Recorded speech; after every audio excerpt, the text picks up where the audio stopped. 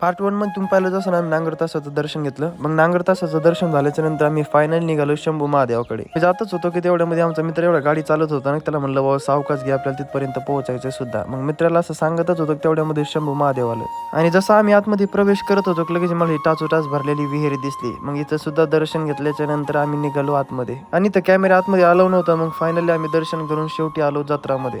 आणि आम्ही जत्रामध्ये फिरतच होतो लगेच आमच्या मित्रमंडळीला हे पाळणे दिसले.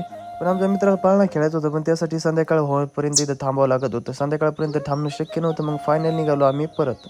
आणि आम्ही परत जातच होतो कारण एवढं निसर्गरम्य वातावरण होतं. निदा आम्हाला फोटो काढायचं थांबत होतो.